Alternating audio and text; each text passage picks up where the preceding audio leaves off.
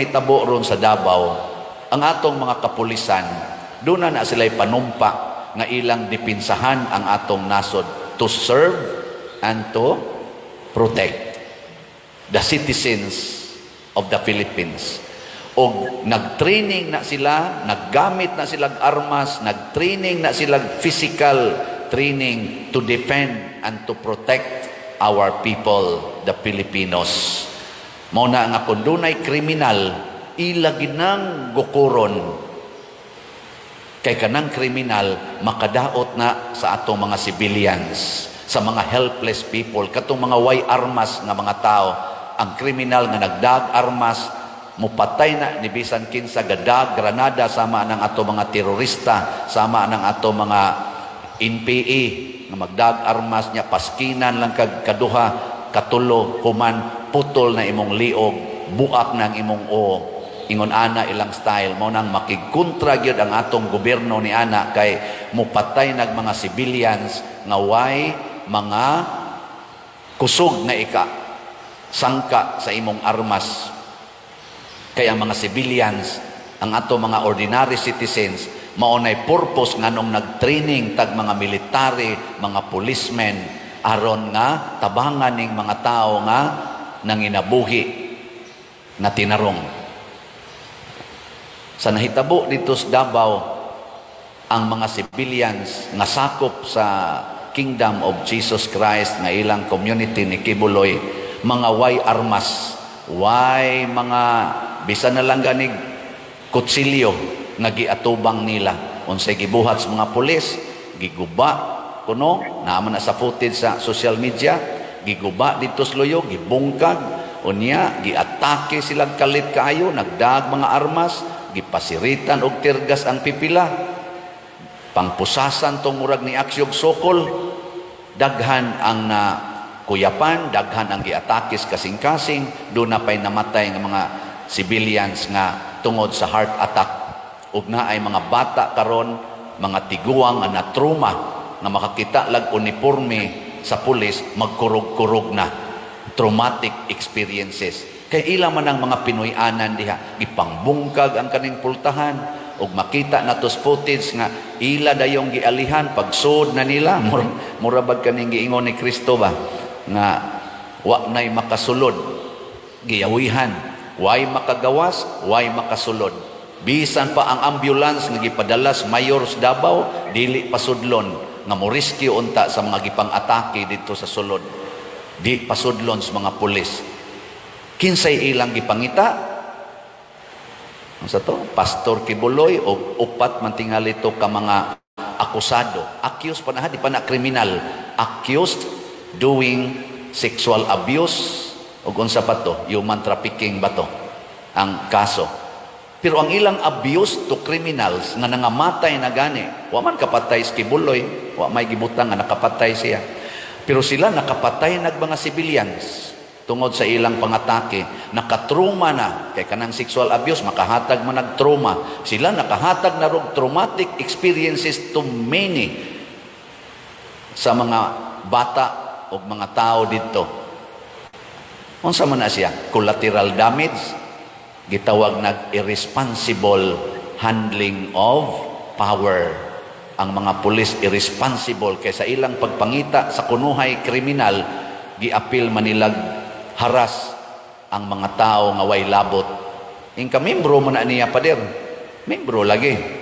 Pero tungod ba lang kay membro, apil na sa imong pagharas, nga wa man gani ka kahibaw diha o naabagi diha ang imong gipangita.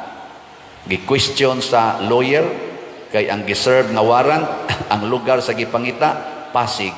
Unya tuwa siya dito ni serve. Na igamay word nga elsewhere, gi-explain sa tos lawyer, dili namang maminaw ang leader sa pulis kay ang iyang understanding sa elsewhere maoto, niyang understanding sa lawyer dito mao. Kinsa mo risondon, ang pulis o ang lawyer? Ambot lang, kinsay makamaong mo interpret og balaod. Unya pag human nilag take over, naagya po nas footage na nagbarikada sila dito. Ang uban naglingkod-lingkod sa daplin, ang uban ang higda, ang uban nagsigarilyo ang mga pulis. Basta lang mura silang nagwardya, they took over the whole area. Maubagod na arrest warrant. Is that the way to serve arrest warrant? Wa sa ko kay baw, kay di man ko lawyer. Pero kanang pag-take over nimo sa private domain, dako kay nang violation without the legal papers nga imo na nang giangkon. Ato mga nang papahawaon ang mga squatters, hasta ganing squatters, o iyan na nang giangkon for how many years, musukol pamanggani, kay naibalaod ana, private domain. Di ba?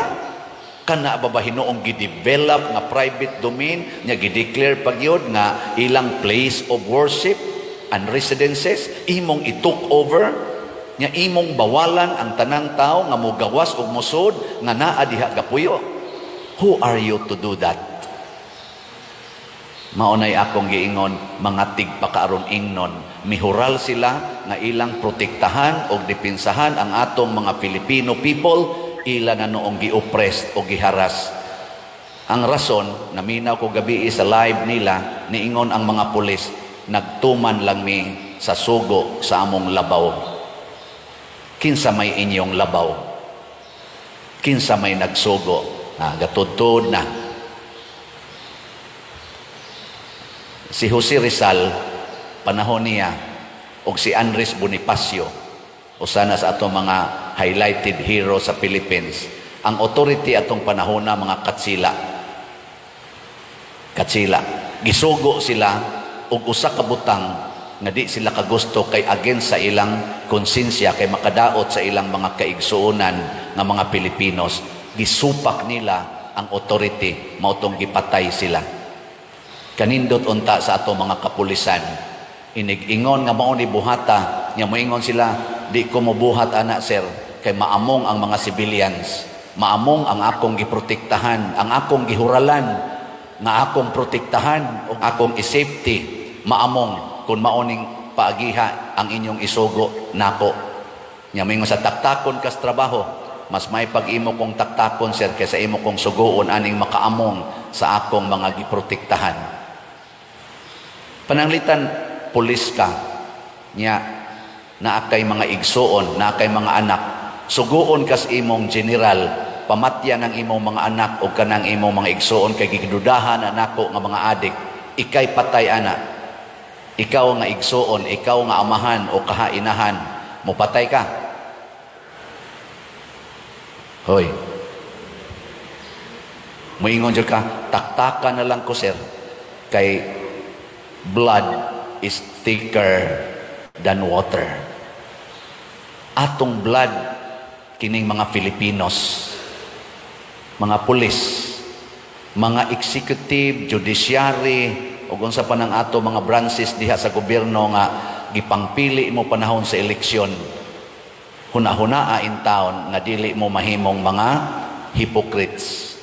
Kami sang mga pari ni hural sad mi nga mo witness sa pagpalambo sa pagtuo, pari, deacon, pari, obispo, kardinal, santo papa, maningkamot sadta nga dili ta mahimong tigpakaaron ingnon.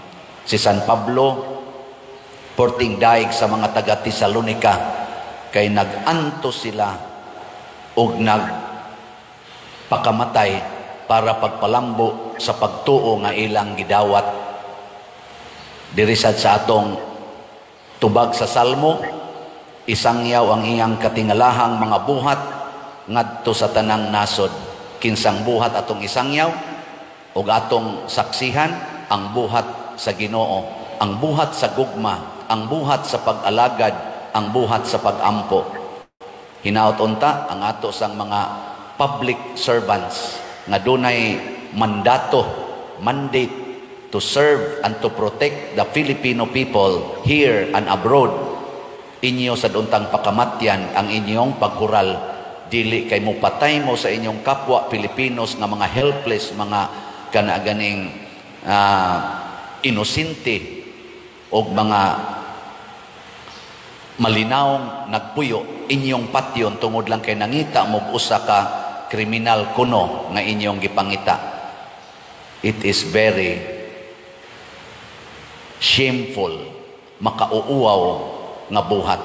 di mo ka maong muhatag og strategy nga makabuhat ta ani nga dili maamong ang atong isig katawo.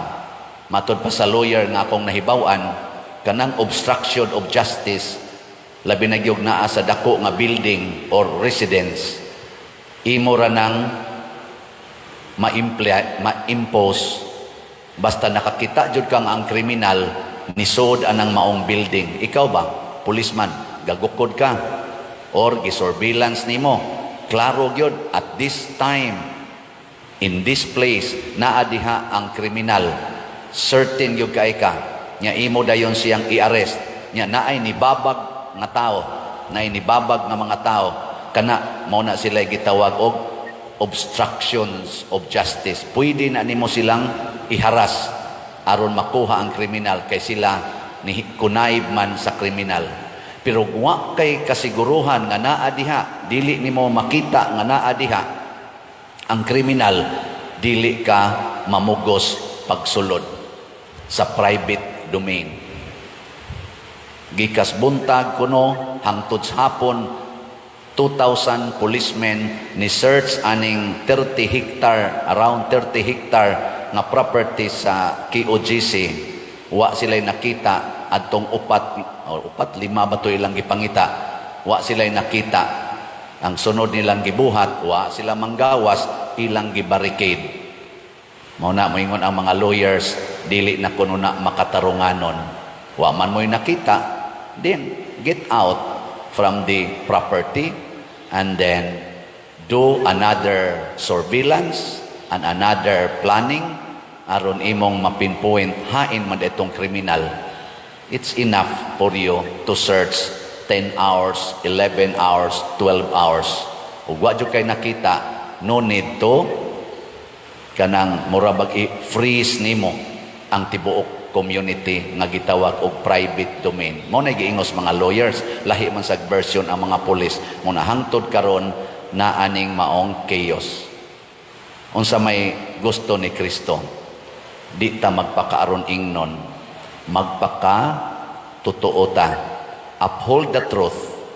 Kung ang tinuod wa gid diha ang kamatuoran, hunong sa pag-insist niya ng maong kamatuoran. Ayaw pagpakaaron ingnon. Ang Ginoo mas nasayod unsay kamatuoran. Adto unta ta magpakahiro atubangan sa Ginoo, di ta magpakahiro atubangan lang sa atong mga human authorities, labi na gyud sa mga human authorities nga dunay vested selfish interests.